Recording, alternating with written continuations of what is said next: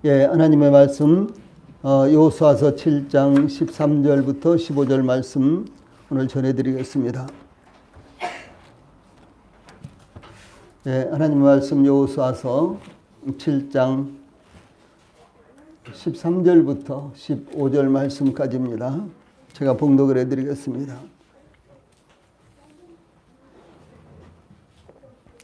하나님의 말씀 여호수아서 7장 13절부터 15절 말씀까지입니다. 너는 일어나서 백성을 거룩하게 하여 이르기를 너희는 내 일을 위하여 스스로 거룩하게 하라. 이스라엘의 하나님 여호와의 말씀에 이스라엘아 너희 가운데에 온전히 바칠 물건이 있나니 너희가 그 온전히 바친 물건을 너희 가운데에서 제하기까지는 내 원수들 앞에 능히 맞서지 못하리라.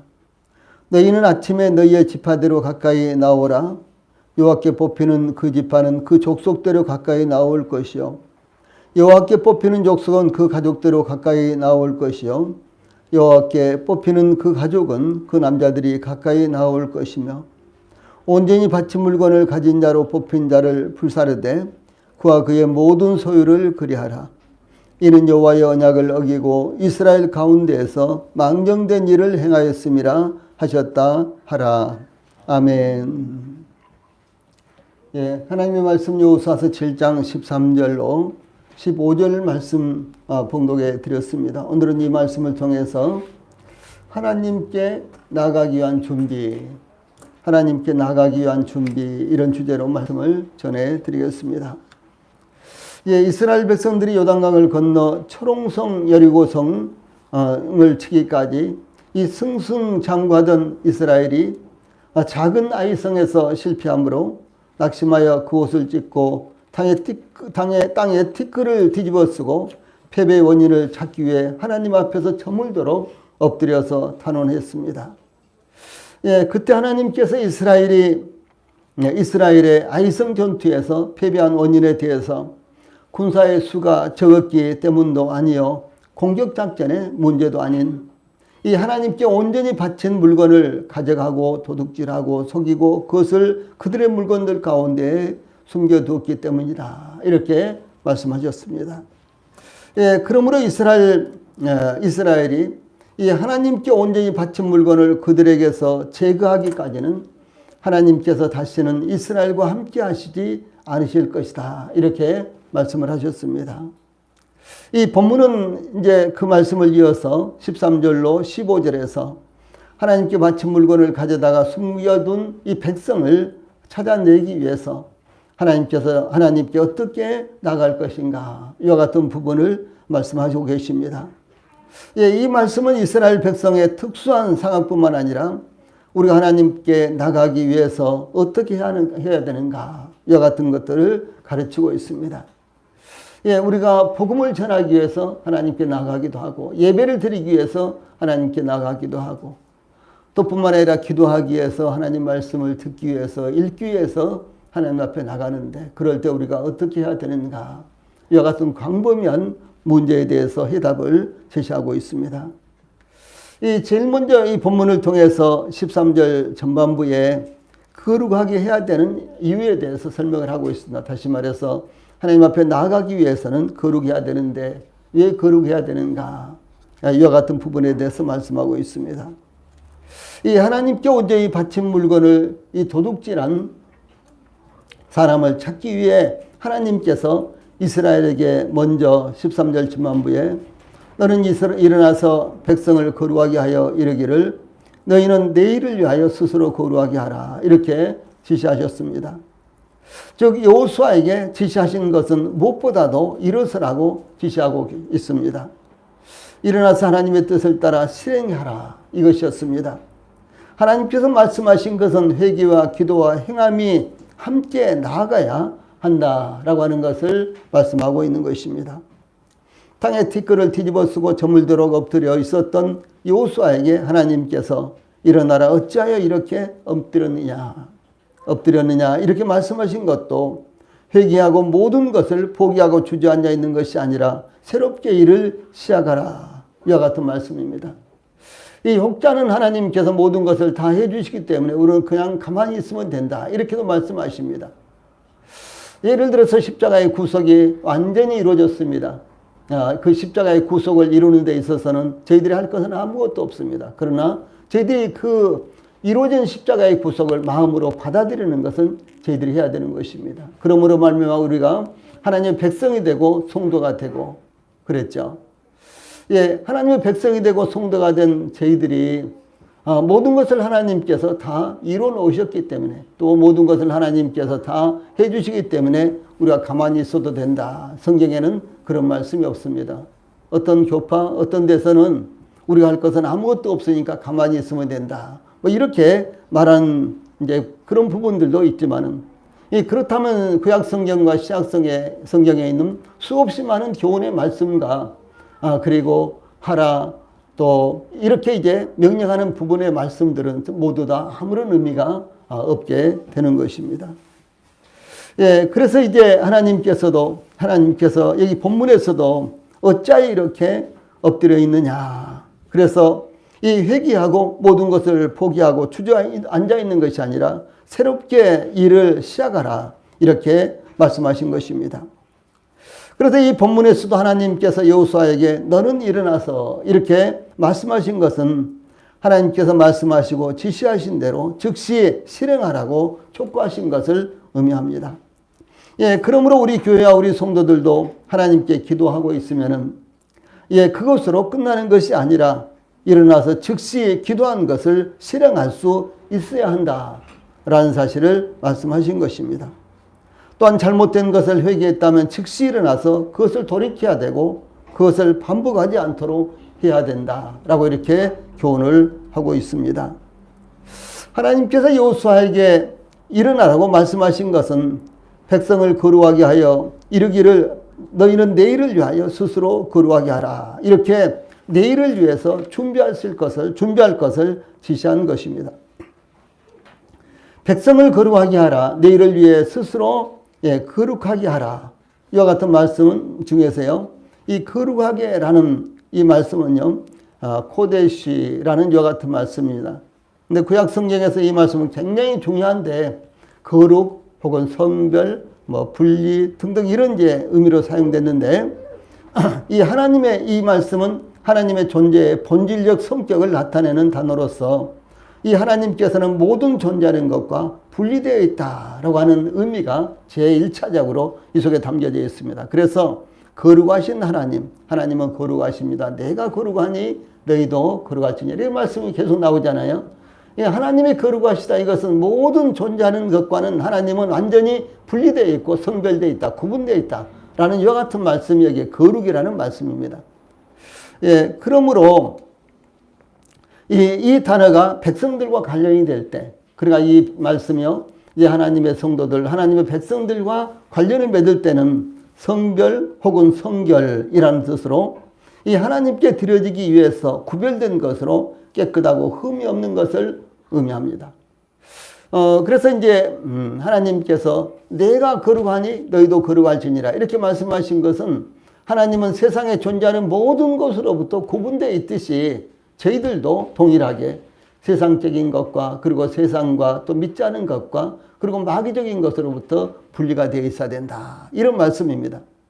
우리 거룩 그러면 죄 짓지 않는 것. 우리는 이런 생각만 하죠. 그런 것이 아니라 이 말씀의 본질적인 의미는 이 구분되어 있다. 구별되어 있다라고 하는 의미가 되는 것입니다. 그래서 이 하나님께 드려지기 위해서 구별된 것으로 깨끗하고 흠이 없는 것을 의미합니다. 예, 이와 같이 이스라엘은 하나님께서 천하 만민 가운데서 선택하여 부르신 거룩한 하나님의 백성이었습니다.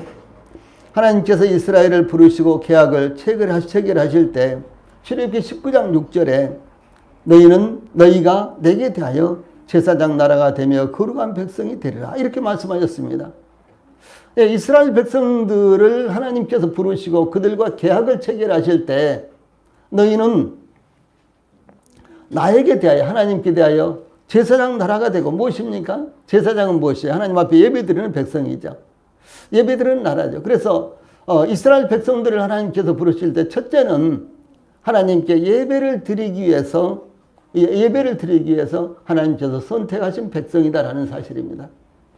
그 다음에 두 번째는 거룩한 백성이 되리라 이렇게 말씀하셨어요. 거룩한 백성. 이것은 하나님의 백성이 되었으니까 하나님께서 선택한 백성이 되었으니까 세상 다른 이제 열방들과는 구별된 이와 같은 백성이 되어야 된다라는 것을 말씀하는 것입니다. 저희들도 동일하게 이제 그 차원에서 우리가 이제 교훈을 받는 것입니다. 하나님께서 저희들을 선택하시고 저희들을 구원하셨죠. 하나님의 백성이 되게 하셨죠.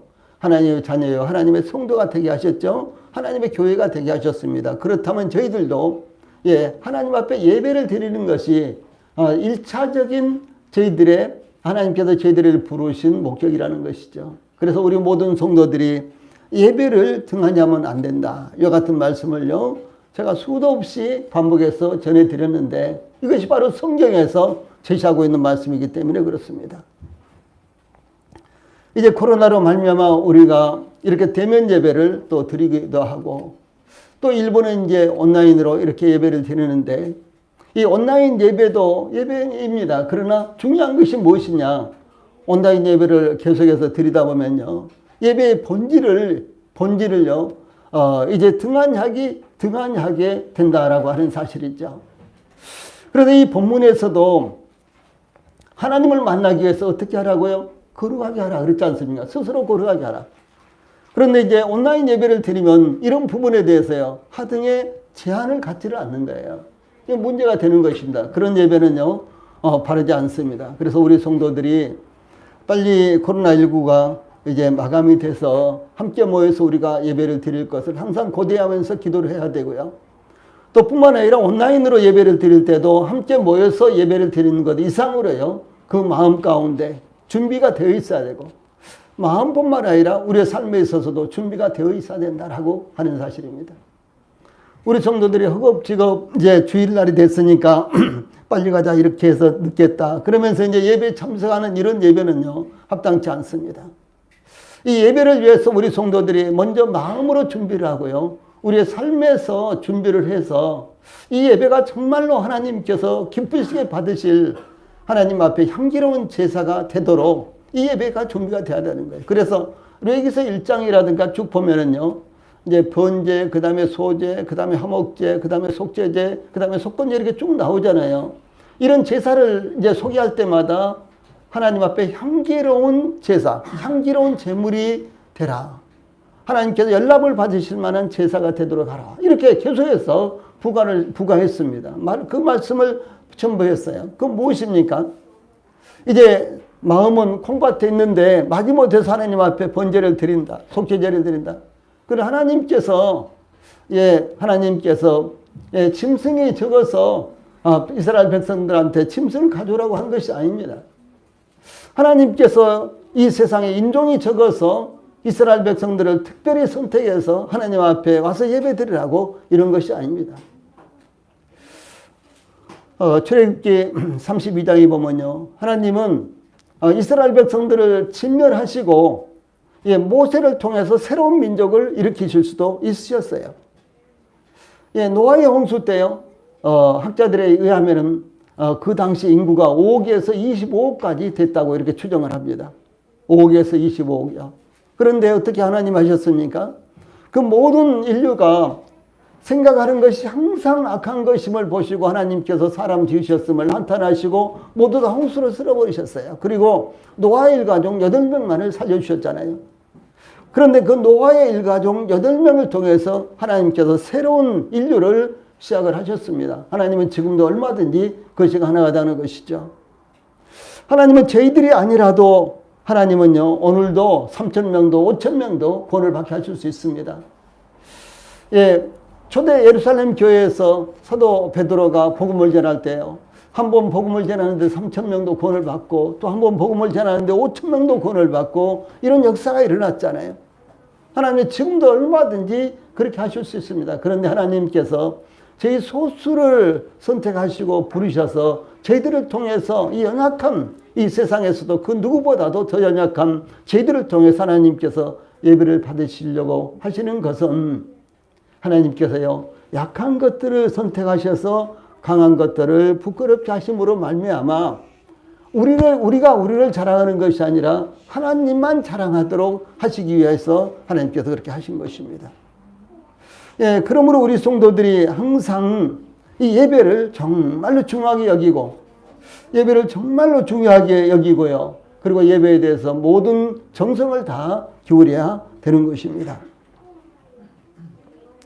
그래서 하나님께서 이스라엘을 부르시고 계약을 체결하실 때 너희가 내게 대하여 제사장 나라가 되며 거룩한 백성이 되리라, 이렇게 말씀을 하셨습니다.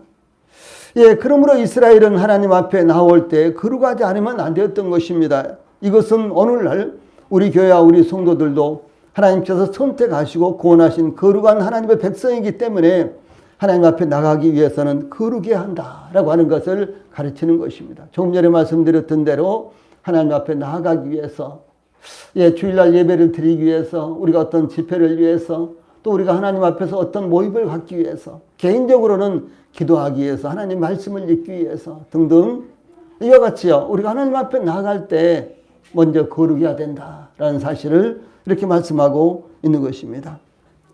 또 이스라엘 백성들이, 예, 하나님으로부터 시내산 앞에서 율법을 받을 때 모세에게 출애굽기 19장 10절로 11절에 보면 너는 백성에게로 각각 가서 오늘과 내일 그들을 성결하게 하며 거룩하게 하며, 똑같은 단어입니다. 성결하게 하며 거룩하게 하며, 예, 그들에게 옷을 빨게 하고, 예, 목전에서 준비하게 하여 셋째 날을 기다리게 하라. 이는 셋째 날에 나 여호와가 온 백성의 목전에서 시내산에 강림할 것임이니 라고 이렇게 말씀하셨습니다. 이 이스라엘 백성들을 모아놓고 하나님께서 말씀하시기를 오늘과 내일 지나고 모레는 내가 이스라엘 백성들 앞에 나아올 것이다. 그러므로 이스라엘 백성들이 스스로 성결하게, 스스로 거룩하게 해야지만 나를 만날 수 있을 것이다 라고 이렇게 말씀을 하신 것입니다.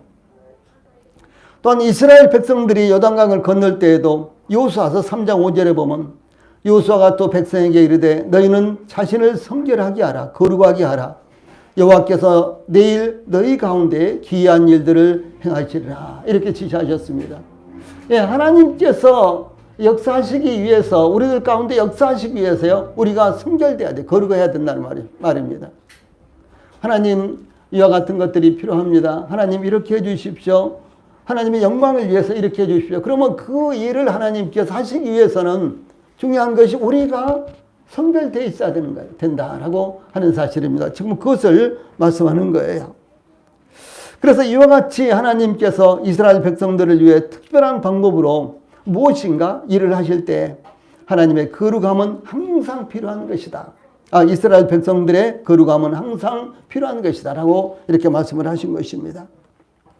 예, 그러므로 하나님께서 이스라엘 백성들에게 여기 13절 전반부에 너희는 내일을 위하여 스스로 거룩하게 하라, 이렇게 말씀하신 것은 하나님께서 이스라엘 가운데에서 거룩한 일을 하실 것이기 때문입니다. 이 말씀, 너희는 스스로 거룩하게 하라, 이 말씀이 아주 성경에 자주 나타납니다. 예, 너희는 스스로 거룩하게 하라, 이 말씀이 성경에요 자주 나타나는데, 이 백성들이 내일 하나님을 만나기 위해서 스스로 준비하되 거룩함으로 준비하라 라고 하는 뜻입니다. 예, 스스로 거룩하게 하는 것은 그들의 옷을 빨고, 출애굽기 19장 10절로 14절 말씀입니다. 또 옷을 갈아입고, 창세기 35장 2절 말씀입니다.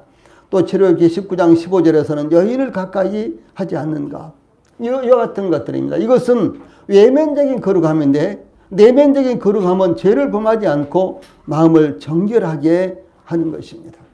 예, 이와 같이 내면적인 거룩함과 외면적인 거룩함을 가지고 하나님 앞에 나가야 된다라고 하는 사실을 말씀하는 것입니다. 그런데 예, 이와 같이 정결하게 해야 되는 이유가 무엇이냐?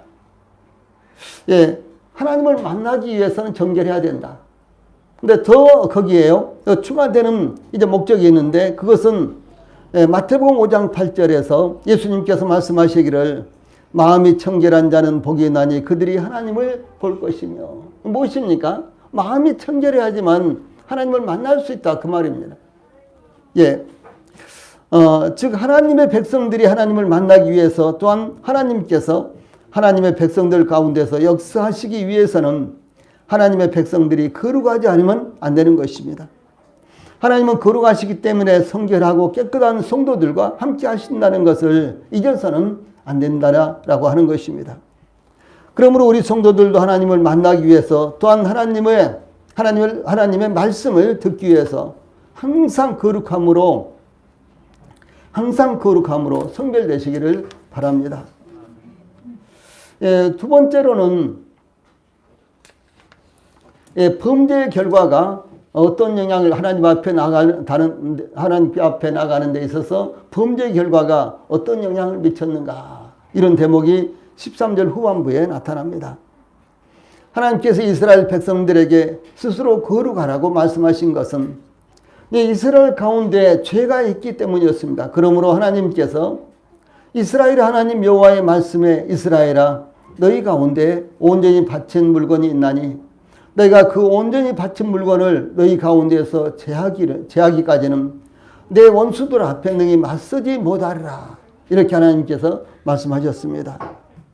이 온전히 바친 물건, 이런 말씀이 지금 우리가 6장에서부터 시작해서 지금 7장에는 반복해서 나오지요. 이 말씀을 우리 성도들이요 잊지 않고 꼭 기억을 해 두시기 바랍니다.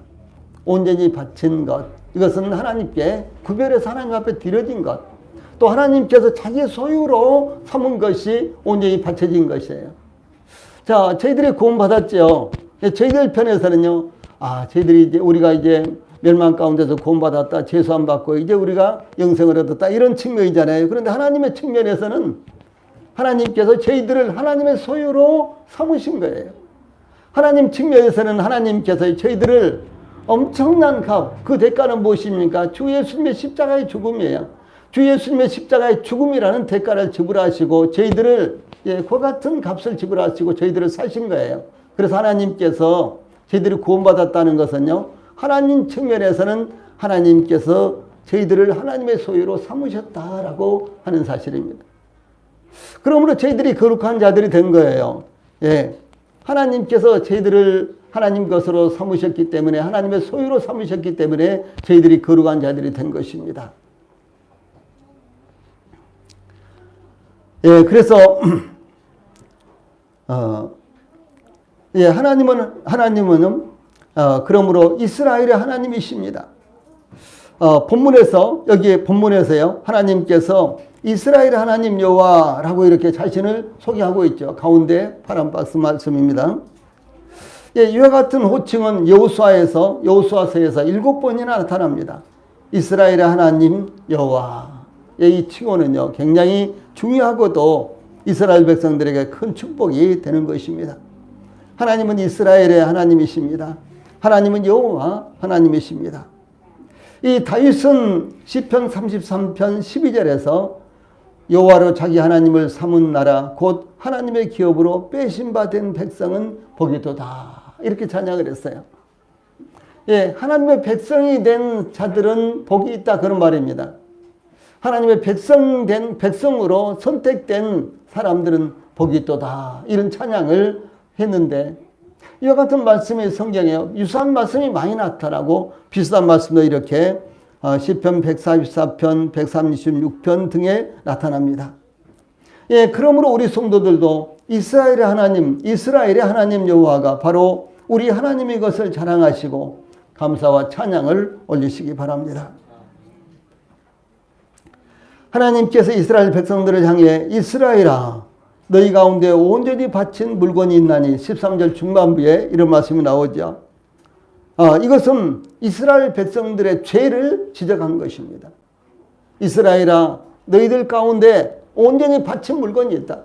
그것은 하나님 앞에 드려졌어야 되는데 그것을 하나님 앞에 드리지 않고요, 자기들에게 갖고 있다는 사실이에요. 이것이 이스라엘 백성들의 죄입니다. 그것을 지금 지적하고 있습니다. 여기 13절에서 온전히 바친 물건이라는 말이 두 번이나 반복해서 언급되고 있는데, 이것은 하나님께 완전히 바쳐진 물건이라는 뜻입니다. 이것은 하나님께서 따로 구별하신 하나님의 소유물입니다. 그것은 이스라엘 백성들 가운데, 그것이 이스라엘 백성들 가운데 있다는 것입니다. 또한 그것은 지난 시간에 말씀드렸던 대로 저주받은 것입니다. 이 불을 품고 있는 사람은 불로 태워줄 수밖에 없듯이 이스라엘이 저주받은 것을 갖고 있는 한 이스라엘도 저주받은 자가 된다라고 하는 사실입니다. 제가 4살 때인지 5살 때인지 잘 기억이 안 나요. 근데 저보다 1살 더 어린 이제 우리 바로 윗집에 사는 아이가요. 쟤들이 이제 어렸을 때는 그 가을 되면 가을에 이제 별을 베고 난 다음에 논두렁에다가 불을 이렇게 피웠잖아요. 예. 근데 이제 논두렁에 막 벌레들도 뭐 알을 이렇게 나놓고 등등 이렇기 때문에 논두렁에다 불을 질러야 된다고 정부에서도 논두렁에다 불을 지르라고 막 이렇게 독려를 해요. 그럼 저희들이 학교 갔다 와서 내지는 또 방학 때 같을 때는 동네 부근에 이렇게 논두렁에다 불을 지르다가 산에 불까지 나고 막 그런 일도 있고요. 이랬습니다. 그런데 그 논두렁에다 이제 불을 지르는데 이제 지피라든가 이런 거 떨어진 것을 이렇게 이제 묶어가지고 이렇게 불을 붙여서 이렇게 이제 불을 지르잖아요. 근데 이게 금방 타버리고 막 손 뜨겁고 그러죠. 그러니까 어떻게 하는 거는 아주 그 바짝 마른 소똥에다 딱 불을 붙이면요. 아, 이거 1시간도 가요. 오래 갑니다. 그러니까 이렇게 피우고 붙이고 이렇게 해요. 근데 이제 저보다 한 살 더 적은 이제 그런 같이 놀던 친구였는데 그 애가 소똥에다 이렇게 불을 몇 개 붙여가지고요. 치마에다 이렇게 싼 거예요. 솜치마인데. 옛날에 추우니까 겨울에 솜치마들 해 입혔잖아요. 저도 솜 저고리에다가 우리 어머님이요. 솜 바지를 이렇게 해 입혀 주셨는데. 그런데 치마에다 이렇게 그 소똥에 불이 활활 붙은 것을 치마에다 이렇게 싼 거예요. 손이 뜨거우니까. 그런데 이제 저는 그 옆에 있지는 않았어요. 그런데 우리 친구들이 같이 놀면서도 그냥 그것을 의뢰껏 그래도 되는 것처럼 생각을 했어요. 근데 어떻게 되겠어요? 금방 불이 붙어버렸죠. 그리고 결국은 죽고 말았어요. 그 내용, 사건이 아주 지금도 아주 생생하게 얼마나 인상 깊었던지 생생하게 떠오릅니다. 여기까지 불을 품고 있는 사람은요, 불로 결국은 태워지는 거예요. 그렇죠? 이 저주받은 물건을 갖고 있으면 어떻게 돼요? 저주를 당하는 것입니다. 지금 그런 말씀이에요, 여기에요. 그래서 그것이 이스라엘 백성들 가운데 있는데 바로 그것이 제거되기 전까지는요, 이스라엘 백성들은 저주를 받을 수밖에 없는 상황이다라고 하는 것입니다. 그러므로 이스라엘 백성들이 저주 가운데서 구원받기 위해서는 너희가 그 온전히 바친 물건, 저주받은 물건을 너희 가운데서 제하기까지는, 없애기까지는 내 원수들 앞에 능히 맞서지 못하라. 이렇게 말씀하셨습니다. 이것은 주 예수님께서 우리 죄를 대신 담당하심으로 우리가 죄의 형벌로부터 벗어난 것처럼 주 예수님께서 우리를 대신하여 저주를 받으심으로 우리가 율법의 저주로부터 속량받았던 것처럼 저주받은 물건이 이스라엘에게서 제하여지지 않으면 이스라엘은 저주 가운데 놓여 있는 것입니다. 주 예수님께서 심판주로서 열방을 심판하실 때 마태복음 25장 41절에 보면 또 왼편에 있는 자들에게 이르시되 저주를 받은 자들아 나를 떠나 마귀와 그 사자들을 위하여 예비된 영영한 불에 들어가라. 영원한 멸망이 그들에게 있다라고 하는 사실입니다. 우리 성도님들 모든 죄는 저주 아래 있는 것입니다. 그 죄가 크거나 적거나 간에 모든 죄는 다 저주 아래 있는 것입니다. 크고 작은 것이나 많고 적은 문제가 아닙니다. 어떤 죄든지 저주 아래 있는 것입니다. 심지어 마음속에 있는 죄까지도 저주 아래 있는 것입니다. 그러므로 주 예수님께서 내가 한 푼이라도 구번역에서는 내가 홀이라도 그랬죠. 내가 한 푼이라도, 이 번역이 제대로 된 것입니다. 한 고드란트라고 되어 있어요.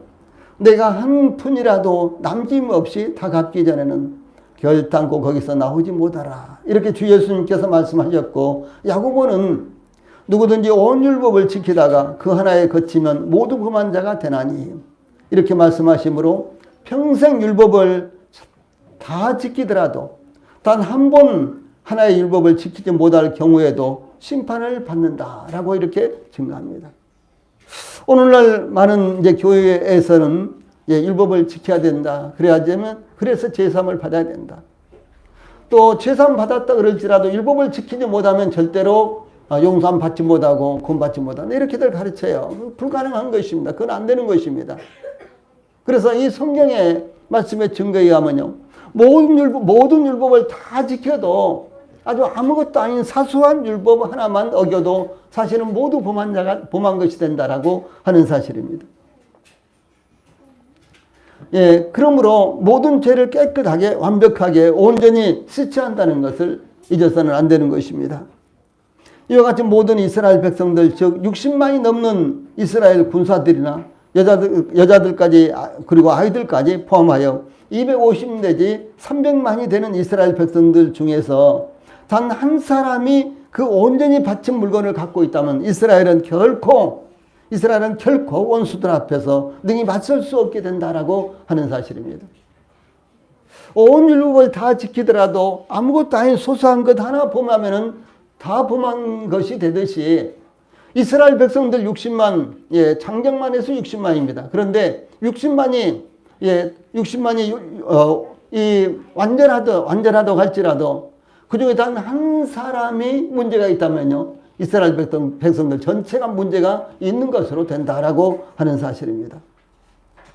그래서 이스라엘 백성들 전체가 온전히 바쳐진 물건과 같이 저주 아래 있게 된다라는 것입니다.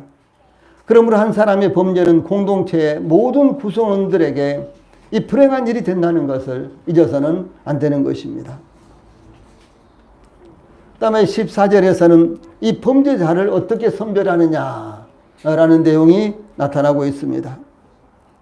하나님 앞에 나가기 위해서 범죄자를 선별해서 제거를 해야 되잖아요. 어떻게 범죄자를 선별할 것인가라는 사실입니다.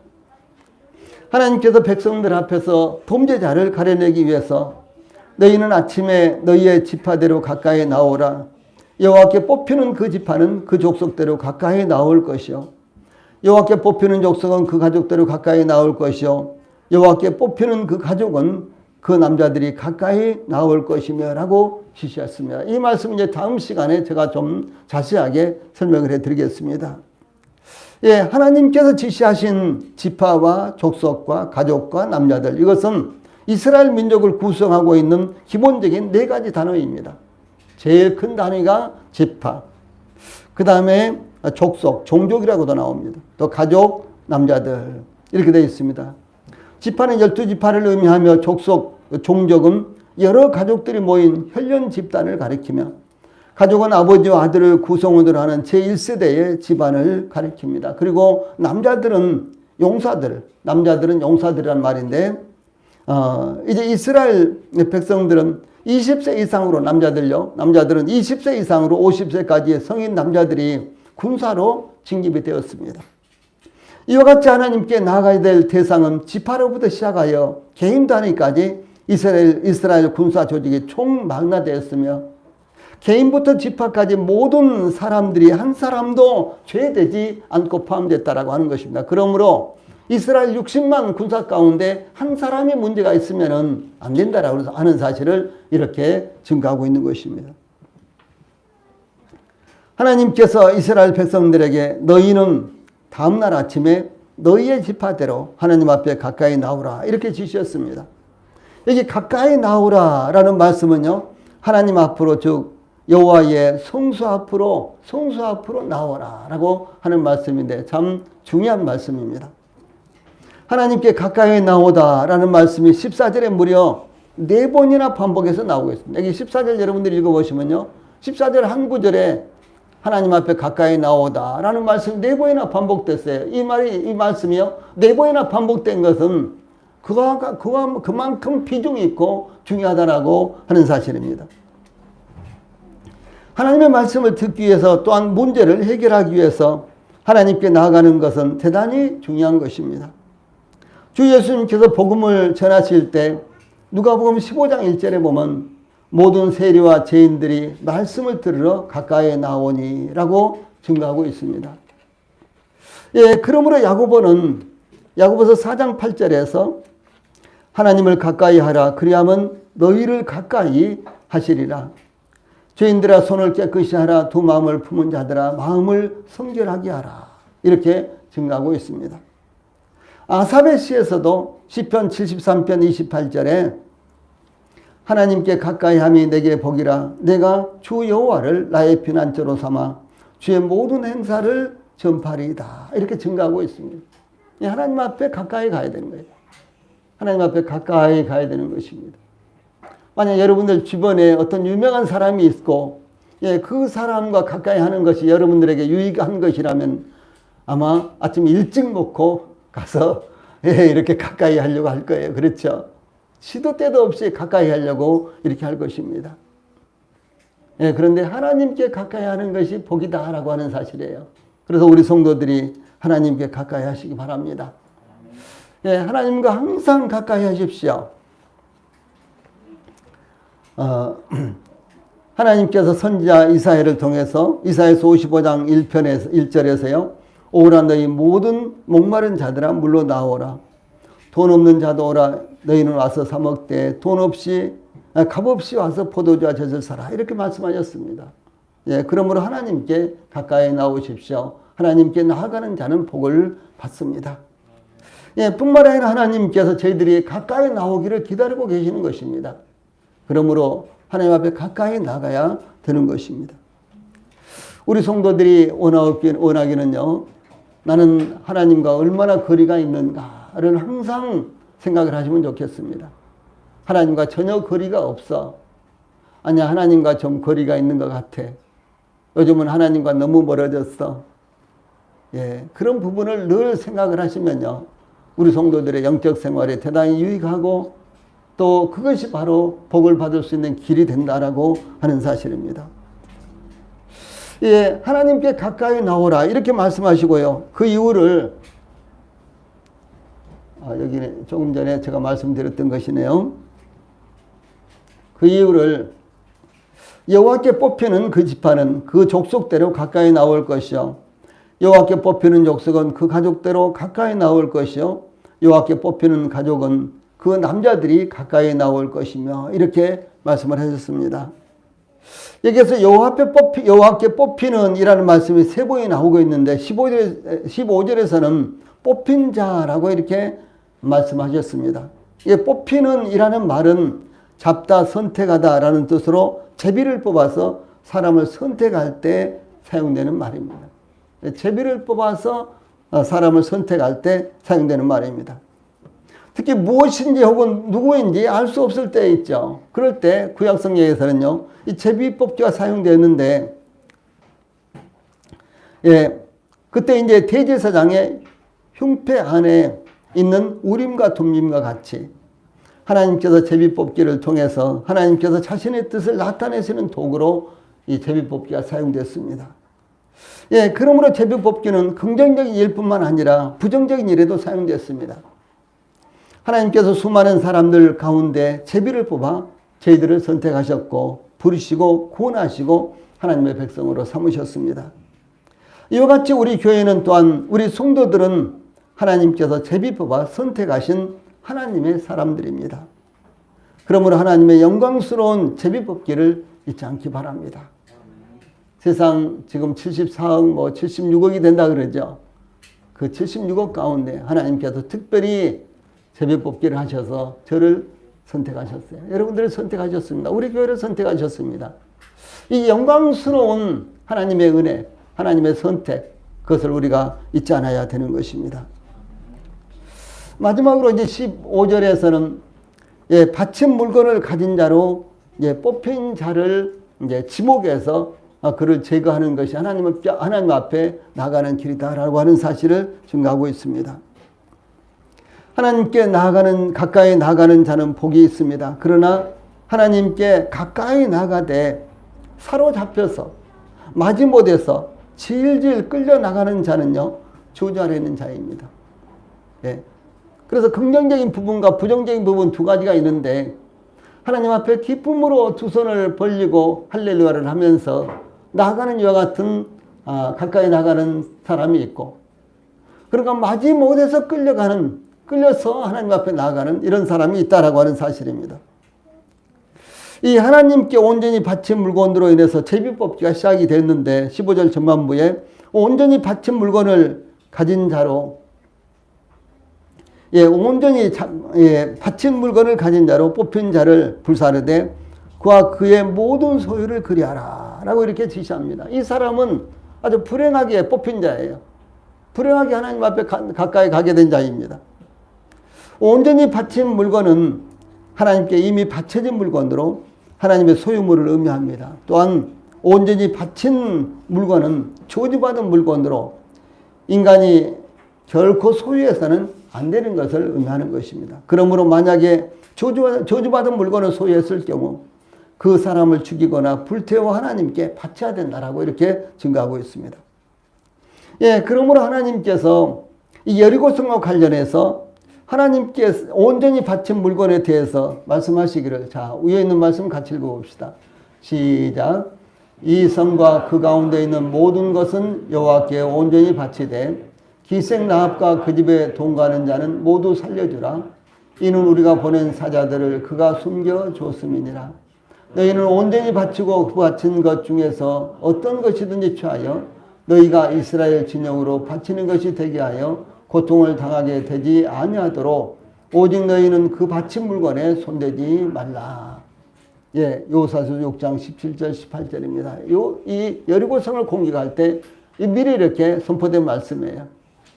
그래서 여리고성 안에 있는 이 라합과 그의 가족들 외에는, 그리고 라합과 그의 소유물 외에는 모든 것들은 다 하나님의 것이다. 다 하나님께 바쳐진 것이다. 그러므로 이 라합과 그의 가족들 외에 그들의 소유물 외에는 모두 하나님 앞에 바쳐진 것이기 때문에 개인적으로 손을 대면 안 된다. 이렇게 말씀을 하고 있는 것입니다. 다음에 레위기서 27장 28절 29절 파란 박스에 있는 말씀 같이 읽어봅시다. 시작. 어떤 사람이 자기 소유 중에서 오직 여호와께 온전히 바친 모든 것은 사람이든지 가축이든지 기업에 바치든지 팔지도 못하고 무르지도 못하나니 바친 것은 다 여호와께 지극히 거룩함이며 온전히 바쳐진 그 사람은 다시 무르지 못하나니 반드시 죽일지니라. 이렇게 증거되고 있습니다. 그래서 사람뿐만 아니라 물건뿐만 아니라 심지어 요즘 말하는 놈과 부동산까지도 다 그렇다라고 하는 사실입니다. 그러므로 온전히 바친 물건을 가진 자로 뽑힌 자를 불사르되 그와 그의 모든 소유를 그렇게 해야지만 이스라엘 백성들이 저주 가운데서 벗어날 수 있다라고 하는 사실입니다. 이것은 온전히 바친 물건을 소유하고 있는 자로 뽑힌 자는 먼저 돌로 쳐서 죽인 후에 그 시신을 불태우는 것을 의미합니다. 이 고대에는 이 시신을 대단히 중요하게 여겼습니다. 그러므로 이 범죄자를 돌로 쳐서 죽인 후에 그 시신을 불로 태우는 것은 가장 엄한 형벌로 간주가 된 거예요. 율법의 규정에 의하면 도둑의 경우는요, 일반적으로 갑절을 배상해야 되었습니다.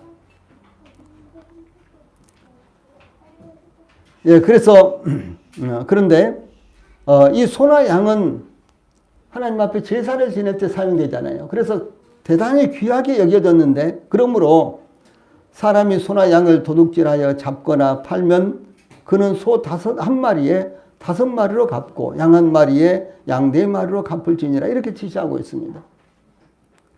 거의 대부분 어떤 물건을 훔쳤으면요, 예를 들어서 사과 하나를 훔쳤으면 사과 2개로 갚아야 되는 거예요. 그러니까 더 손해죠. 그런데 이 소나 양의 경우는 소를 1마리 훔쳤으면 소 5마리로 갚아야 되고 양의 경우는 4마리로 갚아야 된다고 하는 사실입니다. 이 중요성에 있는 물건은 더 중요하게 이렇게 여겨지고요. 그래서 더 많은 이제 대가를 치러야 된다라고 하는 것입니다. 그런데 만약에 배상할 것이 없으면 그 몸을 팔아서 갚아야 될 정도로 대단히 중요하다. 특별히 이 말씀은요, 소나 양의 경우를 말씀하시면서 언급이 됐거든요. 근데 소를 1마리 훔쳐왔는데 다 잡아먹어버리고 아무것도 없어요. 그리고 그 소를 5마리를 갚을 능력이 없어요. 그러면 자기를 팔아서 5마리 값을 내야 되는 거예요. 그 정도는 아주 엄하게 이렇게 다뤄진 것이 하나님께 드려질 수 있는 이와 같은 재물일 경우는 그렇다라고 하는 사실입니다. 그래서 이제 자 여기 보면 이제 여리고성을 점령하고 그 성에서 도둑질한 경우 불살라 죽이라고 왜 이렇게 명령을 했을까라는 것입니다. 예, 불사르되 그와 그의 모든 소유를 그리하라 이렇게 지시했죠. 이것은 사람의 소유물을 훔친 것이 아니라 하나님께 바친 물건을 훔쳤기 때문에 중한 형벌이 가해지는 것입니다. 이건 신성 모독적인 죄가 되는 것입니다. 일반적으로 도둑질은 배를 배상하면 되잖아요. 금덩이를 하나 훔쳤으면 금덩이 2개를 배상하면 되는 거예요. 그러다 이 여리고성에서 훔친 것은 죽음으로요. 죽임으로 그 대가를 갚아야 되는 거예요. 그것은 바로 사람의 물건을 훔친 것이 아니라 하나님께 바쳐진 물건은 하나님의 것이죠. 그래서 하나님의 것을 훔친 경우에 이와 같이 중한 형벌이 가해진다라고 하는 것입니다. 그래서 하나님께 바친 물건은 하나님의 진노의 대상으로 저주받은 물건을 소유함으로 자신도 그 바친 물건과 함께 불태워져야 하는 것입니다. 그러므로 불사르되 그와 그의 모든 소유를 그리하라 라고 지시했습니다. 훔친 사람뿐만 아니라 그의 모든 소유물을 불태우도록 지시하신 것입니다. 즉 하나님께 바친 물건을 훔친 아간과 그 훔친 물건들을 포함해서요. 여호수아서 7장 24절에 보면 그 은과 그 외투와 그 금덩이 이것은 이 아간이라는 사람이 여리고성에서 훔쳐둔 거예요. 그 은과 그 금덩이와 그 은과 그 외투와 그 금덩이 이것은요 아간이라는 사람이 여리고성에서 훔친 것입니다. 근데 그것뿐만 아니라 그의 아들들과 그의 딸들과 그의 소들과 그의 나귀들과 그의 양들과 그의 장막에 있는 모든 그의 장막과 그에게 속한 모든 것을 돌로 치고 불태우도록 지시를 했습니다. 이것은 이와 같이 이제 엄한 형벌이 내려진 것은 그 이유가 이것은 신성 모독적인 죄였다. 그러기 때문에 이와 같이 엄한 벌이 내려진 것입니다. 이와 같이 하나님께 바친 물건을 도둑질한 경우 엄격하게 다스려서 돌로 치고 불태워야 하는 이유에 대해서 15절 마지막 부분에 이는 여호와의 언약을 어기고 이스라엘 가운데서 망정된 일을 행하였음이라 하셨다라 이렇게 증거하고 있습니다. 여호와의 언약을 어겼다는 것은 하나님께서 금지한 것을 취함으로 하나님의 말씀에 불순종했다는 것을 의미하고 이 망정된 일 이런 말씀이 나오는데 이것은 멍청한 사악한 이라는 말로요. 매우 어리석고 사악한 범죄 행위를 의미합니다. 이와 같은 범죄는 살인죄를 저질렀다든가요. 이와 같이 돌로 쳐서 죽여야 되는 이와 같은 죄를 범한 것과 똑같습니다. 말씀드렸던 대로 신성 모독적인 죄를 범했을 때 죽이죠. 그와 같은 똑같은 형벌이 가해지는 것입니다.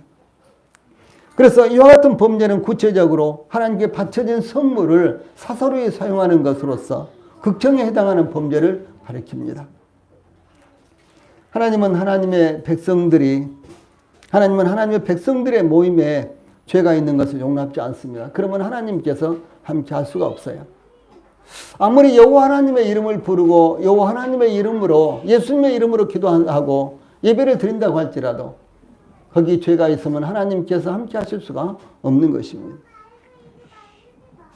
물론 저희들이 전혀 죄가 없는 삶을 살 수가 없는 것입니다. 그렇죠?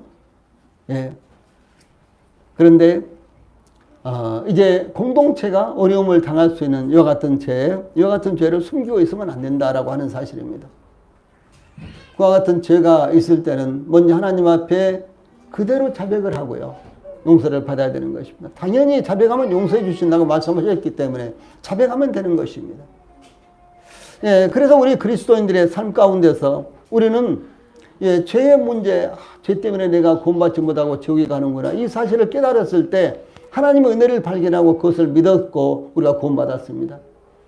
이제 죄의 문제는 그렇게 근본적인 죄의 문제는 해결됐지만 우리들의 삶을 통해서 나타나는 죄의 문제는 어떻게 할 것인가? 그것은 요한일서에 있는 대로요. 우리가 우리 죄를 자백하면 그는 미쁘시고 의로우사 이렇게 말씀하셨어요. 그럼 우리가 우리의 죄를 자백해야 되는 거예요. 그래서 우리 성도들이 기도할 때마다 먼저 우리에게 하나님께서 내가 하나님 앞에 나아가는 데 있어서 걸림이 되는 죄가 있는가? 내가 자백하지 못하는 죄가 있는가? 이와 같은 부분들을 생각을 하시고요. 그런 것이 생각나면 혹시 뭐 누구를 미워했다든가 누가 다퉜다거나 뭐 괜히 욕심을 냈다든가 이런 것들은 흔히 있는 일이잖아요. 그러나 이와 같은 것들이 생각이 나면은 생각을 했어요. 그와 같은 죄를 자백을 하고 하나님과 사이에요. 막힌 이와 같은 길이 없어야 되는, 막힌 담이 없어야 되는 것입니다. 그래서 하나님은 하나님의 백성들이 하나님처럼 거룩하시기 원하십니다. 이 거룩하기를 원하십니다. 그러므로 우리들에게도 하나님께서 미워하시는 죄가 있는지 우리 교회와 우리 자신들을 살펴봐야 하는 것입니다. 그러므로 하나님과 함께 하시는 우리 교회가 되고 하나님께서 함께 하시는 성령의 역사가 나타나는 우리 성도들이 되도록 힘써야 하는 것입니다. 찬송 부르시겠습니다.